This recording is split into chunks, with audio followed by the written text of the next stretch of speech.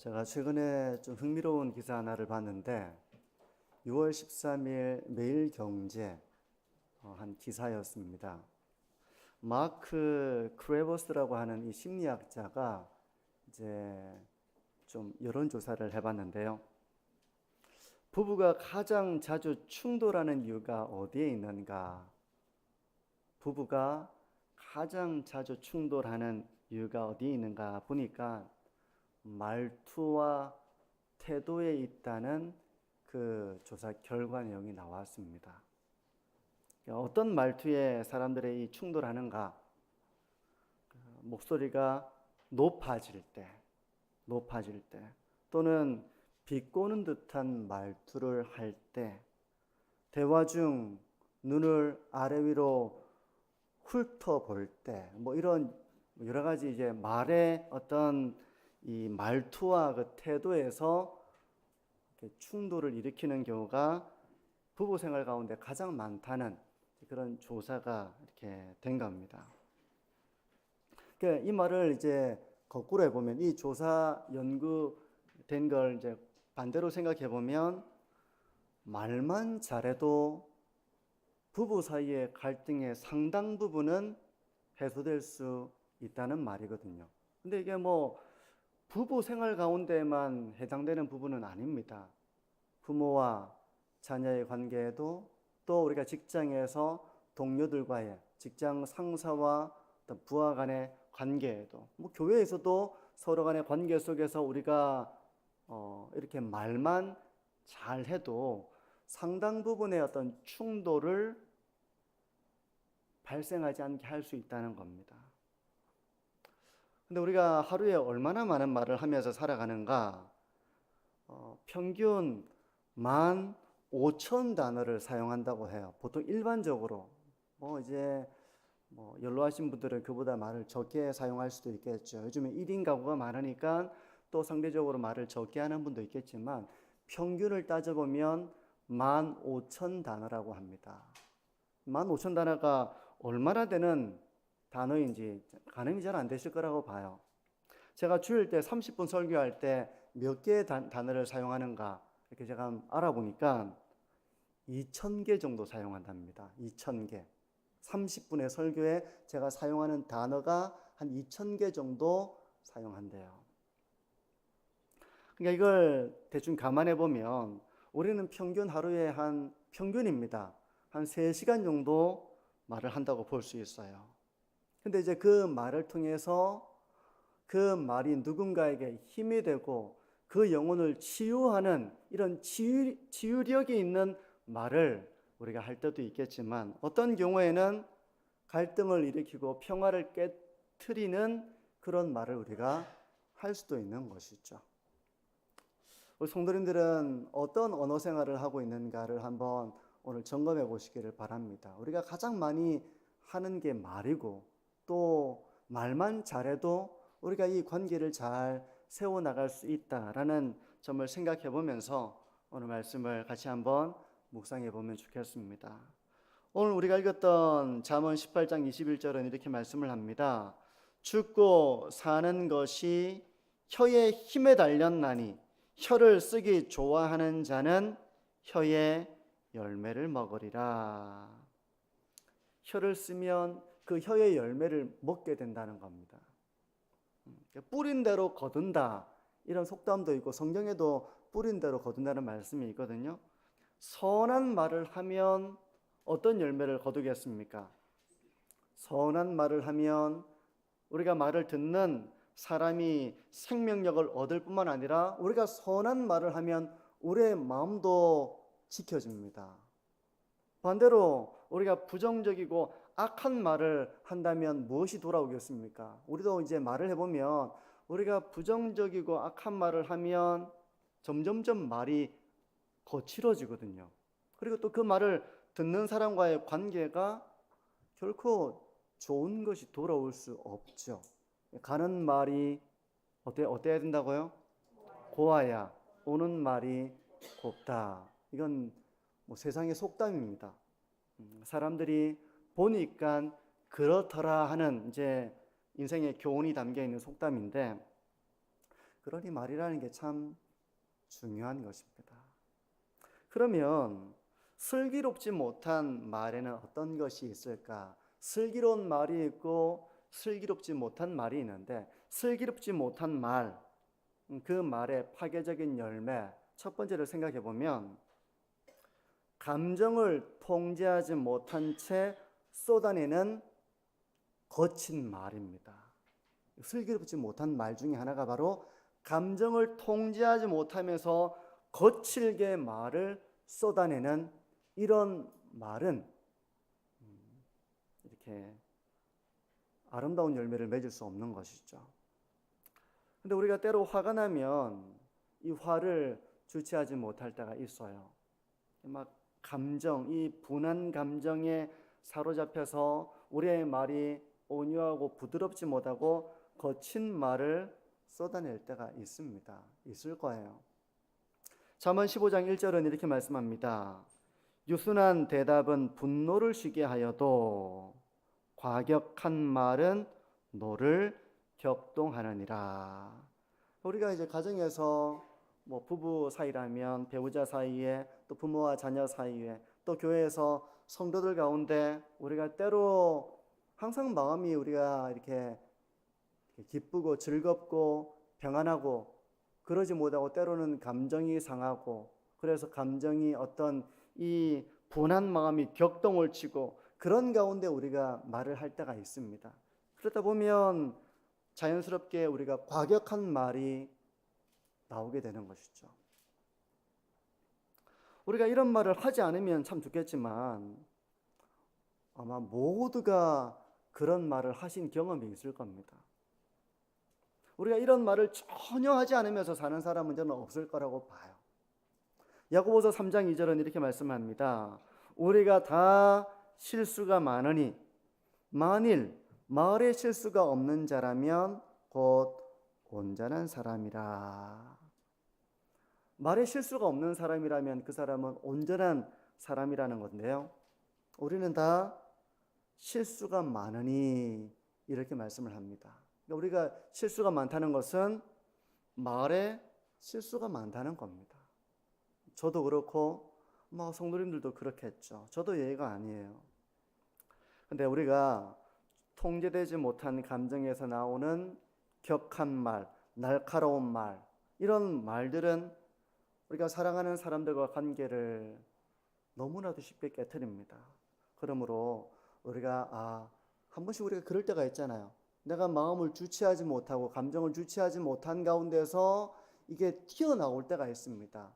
물론 때로는 상당히 이렇게 분한 마음으로 이런 말이 튀어나갈 때도 있고요. 그런 말은 아니라고 하더라도 상대방의 마음을 이렇게 아프게 하는 그런 과격한 말을 우리가 할 때가 있어요. 근데 그런 말을 우리가 주의해야 한다는 겁니다. 좋은 관계, 사랑의 관계를 세워나가려면 이런 말을 우리가 주의해야 한다는 거예요. 이게 첫 번째고요. 첫 번째가 뭐였습니까? 통제되지 않은 감정에서 쏟아져 나오는 과격한 말을 우리가 늘 주의해야 됩니다. 두 번째는 다른 사람에게 하는 비판과 비방입니다. 우리는 비판과 비방을 할 때가 있어요. 근데 비판과 비방도 두 종류로 구분을 해볼 수 있습니다. 이 두 종류인데, 첫 번째 종류는 뒤에서 비방하는 겁니다. 내가 비방하는 사람이 앞에 없어요. 그 사람이 없는 자리에서 뒤에서 수근수근거리며 비방하며 험담하는 경우고, 두 번째 경우는 면전에서 얼굴을 마주보고 그 사람을 비난하고 비판하는 경우입니다. 먼저 우리가 뒤에서 하는 비방에 대해서 좀 생각을 해보자면요. 잠언 16장 28절은 이렇게 말씀합니다. 패역한 자는 다툼을 일으키고 말쟁이는 친한 벗을 이간하느니라. 때로 다툼을 일으키는 말이 있어요. 서로의 관계를 친한 벗이 이간되는, 친한 벗을 이간시키는, 친한 벗이 원수가 되게 하는 그런 말을 하는 사람이 있습니다. 오늘 본문에는 패역한 자, 말쟁이 이렇게 말씀하는데요. 말쟁이에 해당되는 히브리어 원어가 수근수근 거리는 사람을 의미합니다. 그러니까 앞에서 면전에서 이렇게 말을 하는 사람이 아니라 뒤에서 비방하고 험담하는 사람들을 말하는 거예요. 그러니까 어떤 사람이 A라는 사람에게 B를 험담합니다. B가 이래 이래. 그리고 나서 또 B에게는 A를 험담하는 겁니다. 그러면 A와 B가 서로에 대한 안 좋은 그런 생각을 하고 있고, 그래서 서로의 관계가 친한 것이었더라도 이런 말에 의해서 친한 것이 이간되어지고 또 다툼을 일으키는 이런 말을 하는 경우가 있다는 것이죠. 세상에는 뭐 말할 것도 없고요. 근데 여기서 패역한 자라고 하는 말의 사전적인 의미는 어떤 사람을 패역하다고 말하는가 하면 사람의 도리를 지키지 않는 사람을 패역하다고 말합니다. 근데 잠언의 말씀대로 성경에서 패역하다는 뜻은 하나님의 뜻을 거스르고 공동체의 질서를 깨뜨리는 사람을 패역하다고 말합니다. 이 사람은 하나님의 뜻을 생각하지 않고 공동체를 마구 깨뜨리는 일을 하는 겁니다. 그래서 다툼을 일으키는 겁니다. 분쟁을 일으키는 거예요. 이 사람은 하나님을 두려워하지 않는 사람입니다. 그렇기 때문에 하나님의 뜻을 거스르고 공동체의 질서를 깨뜨린다는 것이죠. 우리가 이런 말을 조심해야 됩니다. 우리가 이런 말을 한다면 우리가 이렇게 뒤에서 비방하고 어떤 사람의 어떤 이름을 거론하면서 수근수근 거린다면 그 말을 듣는 사람도 우리의 말의 대상이 되는 그 사람을 미워하게 되고 정죄하게 되는 것이죠. 그러면 서로 오해하게 되고 미워하게 되고 정죄하게 되고 친한 벗도 이간시키게 되고 다툼을 일으키게 되는 것입니다. 우리가 이런 말을 하지 않는 것도 참 중요하고 이런 말을 들을 때도 있어요. 누군가가 누군가의 이름을 얘기하면서 그 사람에 대해서 험담을 하는 말을 들을 때도 있을 것입니다. 그럴 때는 성도님들 짝짝쿵을 쳐주면서 그 사람이 그랬구나 하면서 이렇게 하기보다는 그 영혼을 위해 기도해 준다면 다툼이 일어나고 친한 것이 이간되어지는 일이 일어나지 않을 것입니다.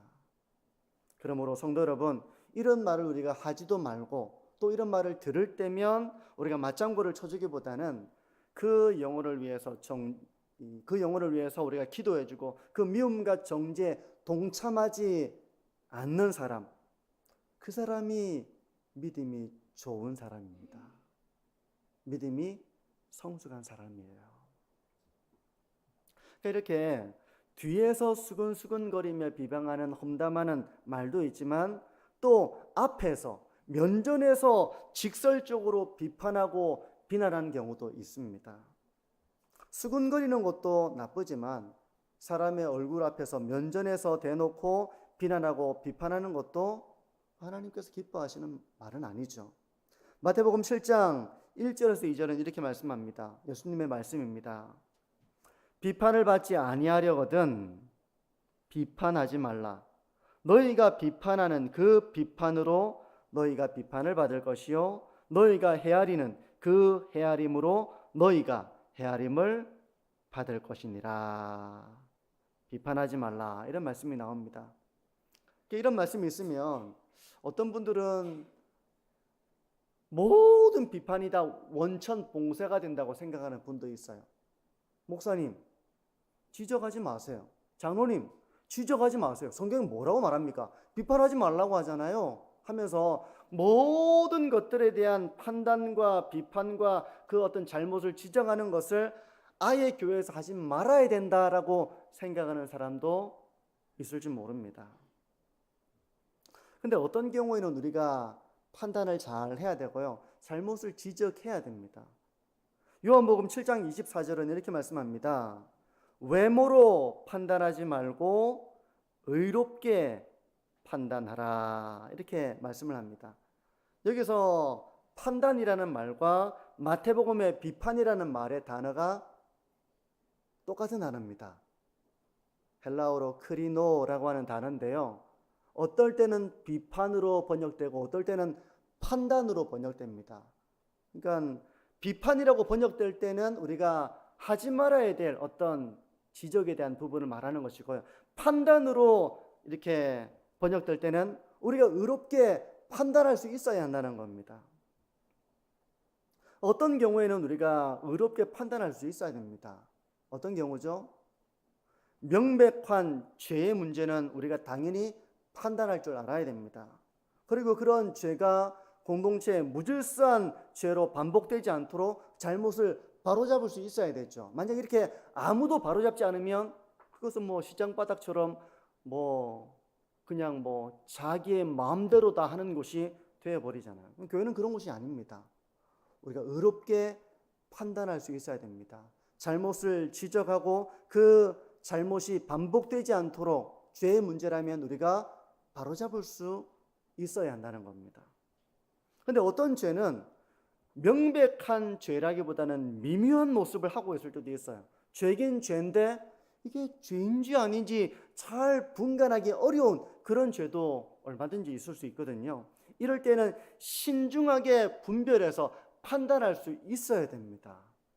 이럴 때는 의롭게 판단할 수 있어야 돼요. 죄가 그 사람과 그 교회 가운데 누룩처럼 퍼져가지 않도록 우리는 그 죄를, 그 잘못을 잘 판단하고 지적하고 반복되지 않도록 해야 된다는 겁니다.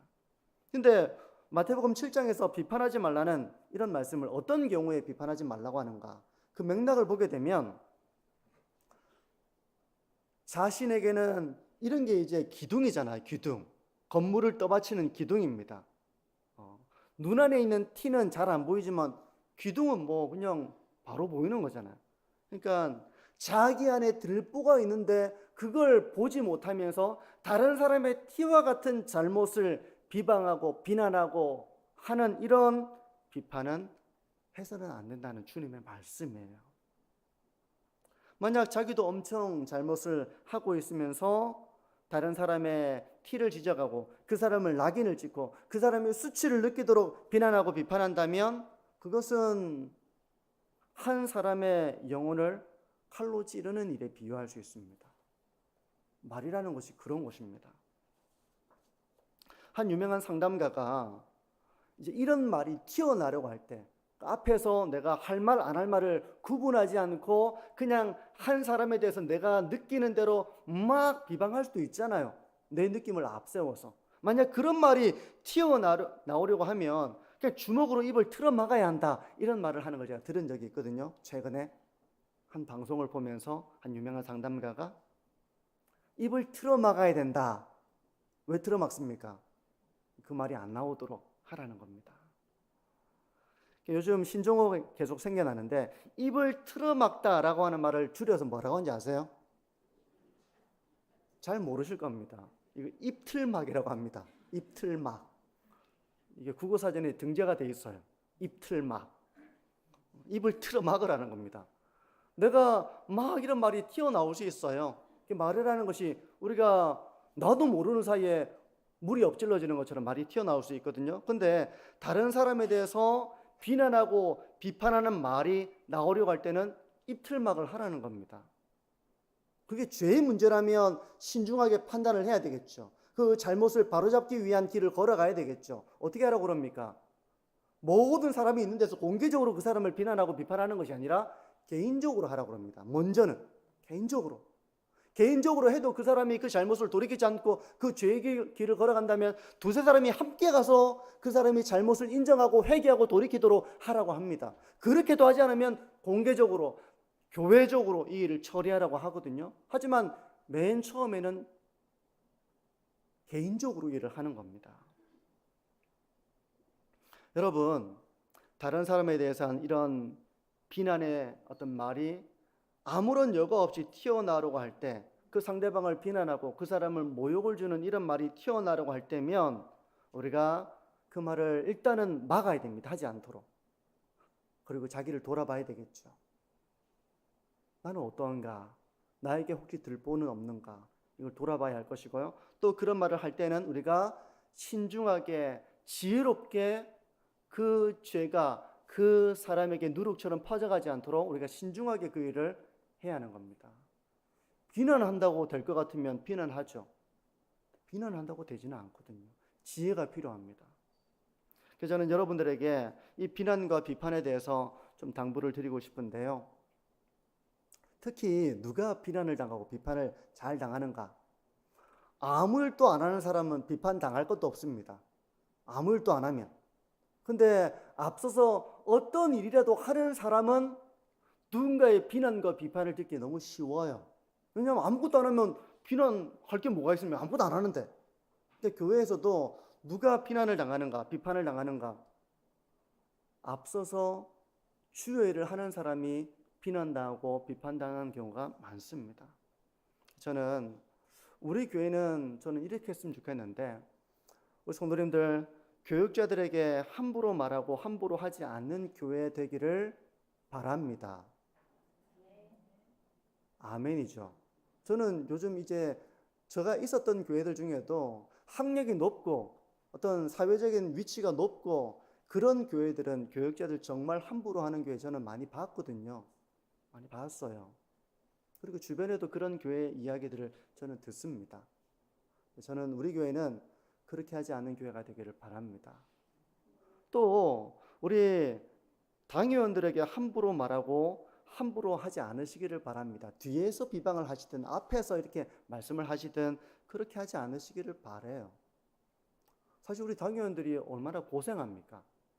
완벽하지는 못한다 하더라도 저도 마찬가지겠죠. 사실 당회하면 저는 1시간 안에 끝내려고 그러는데 교회를 생각해가지고 막 2시간 넘어갈 때도 있습니다. 저녁에 그 주일날 얼마나 피곤한 시간입니까? 그러니까 나름대로 우리 장로님들이 교회를 생각하면서 수고합니다. 그러니까 우리 당회원들에 대해서 함부로 말하고 함부로 하지 않으시기를 저는 바랍니다. 그리고 또 주방에서 섬기시는 분들에게도 그렇게 하기를 바라요. 또 부서에서 섬기시는 분들도 있고 순정으로 섬기시는 분들, 뭐 이분들이 무슨 뭐 죄인이 아니잖아요. 앞서서 섬기시는 분들이니까 앞서서 섬기는 그 일에 대해서 부족함이 있을 수도 있겠죠. 뭐 실수할 때도 있겠죠. 근데 그 부족함과 실수조차도 우리가 다 완벽하지 않다면 누구도 피해가지 못합니다, 사실은. 그러니 그런 부족함이 있을 때는 위에서 기도해 주시고 또 잘 할 수 있도록 사랑으로 이렇게 격려 많이 해 주시기를 바랍니다. 뭐 찬양대, 뭐 차량 운행 다 많죠. 근데 우리가 다 말에 실수가 많은 것처럼 우리 삶에 실수가 있거든요. 그러면 실수할 수 있지. 그렇게 생각하시면서 그렇게 서로를 대해 주시는 우리 교회가 되었으면 좋겠습니다. 하나님은 우리가 완벽하기 때문에 우리를 귀하게 여기시는 건 아닙니다. 제가 완벽한가? 저도 완벽하지 못하거든요. 사실 제가 완벽주의 성향을 가지고 있다고 주변에서 얘기를 많이 합니다. 그래도 제가 실수할 때가 얼마나 많은지 몰라요. 나름대로 어려움 속에서 열심히 성실히 그 하려고 하는 그 모습을 하나님이 보실 때는 여러분 한 분 한 분이 정말 귀한 존재들입니다. 귀한 존재예요. 완벽해서 그런 게 아닙니다. 완벽해서 그런 게 아니라 부족함이 있어도 성실하게 열심을 가지고 하려는 그 일이 하나님 보시기에는 얼마든지 귀한 모습으로 하나님은 여기신다는 것입니다. 근데 우리가 하나님의 일꾼에 대해서 함부로 비판하고 함부로 비난한다면 주님은 귀하게 여기시고 주님은 참 잘하고 있다, 너 그런 환경 속에서도 너 정말 귀하다 이렇게 하나님은 여기시는데 우리가 볼 때는 비난하고 비판한다면 그런 하나님의 일꾼에 대해서 우리가 하나님이 기뻐하지 않는 말을 하는 격이 되는 것입니다. 명백한 잘못과 죄와 허물과 불성실함과 이런 태만이 있다면 우리가 신중하게 잘 분별해서 그 영혼이 성장해 나가도록 우리가 지혜롭게 말을 해야 되겠죠. 근데 그게 아닌 경우도 있어요.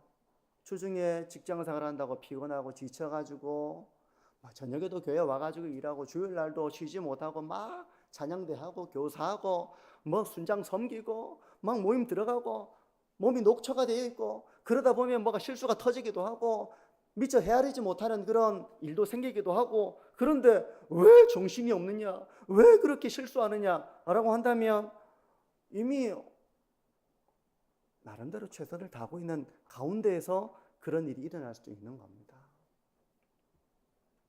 성도 여러분, 비판과 비방과 정죄는 관계를 파괴시킵니다. 우리가 좋은 관계를 세워나가려면 말에 늘 슬기로운 말을 해야 됩니다. 그리고 또 이 말이라고 하는 것은 영혼을 병들게 합니다. 얼마든지 우리는 영혼을 병들게 할 수 있습니다. 우울증 걸리고 막 이렇게 충동을 느끼고 그런 사람들, 많은 부분 사람들의 말이 가시처럼 그 사람의 마음에 박혀 있는 경우가 많아요. 성도 여러분, 내가 던지는 말 한마디가 파괴의 결과로, 미움과 분열의 결과로 나타날 수도 있음을 우리가 기억해야 됩니다. 그래서 우리가 이런 슬기롭지 못한 말들을 우리가 잘 분별해서 이런 말들을 우리의 삶 가운데, 우리가 특히 사랑하는 가족들에게 이런 말을 해서는 안 되겠죠. 또 우리가 함께 믿음의 길을 걸어가는 한 믿음의 가족들 가운데 이런 말을 해서는 안 되겠죠. 이처럼 말이 불의 세계처럼 파괴력이 큰데요, 반대로 우리가 좋은 말은, 선한 말은 너무나도 마음을 따뜻하게 해주고 생명력을 가져다 줍니다. 그러면 어떤 말이 생명력 있는 말일까요? 어떤 말이 이렇게 사람의 마음을 기쁘게 하고 힘을 주는 그런 말일까요? 어떤 말일까요? 첫 번째, 선하고 덕을 세우는 말입니다. 여러분, 선한 말은 듣는 사람의 마음을 치유하는 힘이 있습니다. 여러분, 가족들에게 이런 말을 우리가 해줘야 됩니다. 에베소서 4장 29절인데요. 무릇 더러운 말은 너희 입 밖에도 내지 말고 오직 덕을 세우는 데 소용되는 대로 선한 말을 하여 듣는 자들에게 은혜를 끼치게 하라. 더러운 말은 입 밖에도 내지 말고 덕을 세우는 데 소용되는 대로 선한 말을 하라는 겁니다. 은혜가 되게 말을 하라는 거예요. 여기서 이제 더러운 말은 원어적으로 보면 썩은 말, 악취가 나는 말을 더러운 말이라고 합니다. 말이 더럽다는 것은 썩었다는 거예요. 그 말이. 제가 이번 주 처음으로 살구를 먹었습니다. 요즘 살구가 엄청 맛있어요. 그래서 제가 아침에 목사님들이랑 운동하는 그 모임에 한 목사님이 살구를 한 상자 들고 왔더라고요. 그래서 그걸 씻어가지고 먹는데 살구가 지금 제철인지 너무 맛있습니다. 한번 드셔보시기를 정말 권해드립니다. 저도 먹어보니까 교회에서도 한번 먹어봤고요. 거기 가서도 먹어봤는데 어떤 건 한 개가 조금 이렇게 골마 있는 살구가 있었어요. 그래서 버리기가 좀 아까워서 너무 맛있으니까 그 부분을 베어서 버리고 먹으려고 이제 깊숙이 베었습니다. 베었는데 악취가 막 나서 도저히 먹을 수가 없었습니다. 근데 말에도 이렇게 악취가 나는 말이 있다는 것을 우리가 염두에 둬야 됩니다. 그래서 우리가 살아가면서 누군가의 실수를 지켜볼 때가 있잖아요. 실수를 지켜볼 때 더러운 말과 선하고 덕이 되는 말이 있습니다. 어떤 말이 더러운 말입니까? 악취가 나는 말입니까? 어떤 사람이 실수를 했는데 그걸 두고 어떻게 그렇게 무식하고 어떻게 생각이 없고 이렇게 말하면 그 사람이 어떤 마음이 들겠습니까? 상당히 이렇게 마음에 큰 이렇게 아픔을 느끼겠죠. 그럴 때 선한 말, 덕이 되는 말은 어떤 말이겠습니까? 누군가 실수를 했어요. 그럴 때 선한 말, 덕이 되는 말은 어떤 말이겠습니까? 괜찮아요. 실수할 수 있지. 누구나 다 실수하는데 실수할 수 있죠. 괜찮습니다. 실수를 통해서 우리 배우는 거 아닙니까? 괜찮습니다. 이렇게 얘기해 주면 어떻습니까? 별 감흥이 없습니까? 얼마나 감동이 됩니까? 내가 실수한 사람은 스스로가 아유 어쩌지 막 이런 마음을 가지고 있잖아요. 근데 괜찮습니다. 뭐 실수한 사람 어디 있습니까? 다 실수하지. 우리 실수하면서 배우는 거 아닙니까? 이렇게 얘기해 주면 얼마나 그게 힘이 되는 말인지 몰라요. 그 사람을 세우는 말입니다. 그 사람이 마음에 완전 녹아지는 그런 말이 이런 선한 말, 덕을 세우는 말이에요. 물론 그렇다고 해서 우리가 모든 순간 가운데 아무런 판단도 하지 말고 이렇게 바른 말도 하지 말고 그런 건 아닙니다. 우리가 어떤 일에 대해서는 의롭게 판단해야 될 때가 있습니다. 잘못이 계속 지속되면서 공동체가 질서가 무너지고 그 공동체가 누룩처럼 그 죄가 퍼져나가고 하지 않도록 우리가 잘못을 지적하고 고쳐야 되는 그런 말을 해야 될 때도 있습니다. 그럴 때도 우리가 마음의 미움과 정죄와 통제되지 않은 그런 감정으로 그런 말을 하는 것은 슬기롭지 못한 말이에요. 대신에 그럴 때에도 우리가 겸손하게 말해야 됩니다. 우리도 얼마든지 부족하다는 걸 인정하면서 겸손하게, 그리고 영혼을 사랑하는 마음으로 해야 됩니다. 우리는 흠이 없는 사람처럼 이렇게 위에서 밑으로 비난하고 깔아뭉개듯이 오만하게 말해서는 안 되고 우리가 겸손하게 말할 수 있어야 한다는 겁니다. 부모가 자녀에게 해야 되는 말이 이런 말이죠. 자녀들이 이렇게 부족하고 실수가 있고 또 온전하지 못할 때가 있잖아요. 그걸 방치해도 어떡합니까? 완전 버릇이 잘못될 수 있잖아요. 그러니까 적당하게 잘못을 바로잡는 말을 할 수 있어야 됩니다. 그럴 때도 내 감정을 통제하면서, 화가 날 수도 있습니다, 어떨 때는. 그럴 때도 감정으로 말하기보다는 감정을 내려놓고 사랑하는 마음으로, 격려하는 마음으로, 또 겸손하게 그것을 지적할 수 있어야 하는 것이죠. 그런데 누군가 이렇게 말을 한다면 그 사람은 온전한 사람입니다. 여러분, 신앙이 좋다는 것은 바로 이렇게 말의 온전함을 나타내는 사람이에요. 선한 말을 하고 덕을 끼치는 말을 하고 누군가에게 은혜를 끼치는 이런 말을 할 줄 아는 사람이 신앙이 정말 좋은 사람이죠. 성숙한 사람입니다. 성도 여러분, 우리가 이런 말의 열매를 맺어나가는 우리 모든 성도님들이 되시기를 축복합니다. 늘 말을 하잖아요. 근데 첫 번째 선한 말, 덕을 세우는 말, 은혜를 끼치는 말을 하자는 것이 첫 번째 좀 적용 부분이었는데, 두 번째로 생각해 보려고 하는 것은 이게 마지막 부분인데요. 말에 대한 것이라기보다는 마음에 대한 부분입니다. 마음에 대한 부분. 사실 말은 마음에서 나오는 거예요. 마음에서.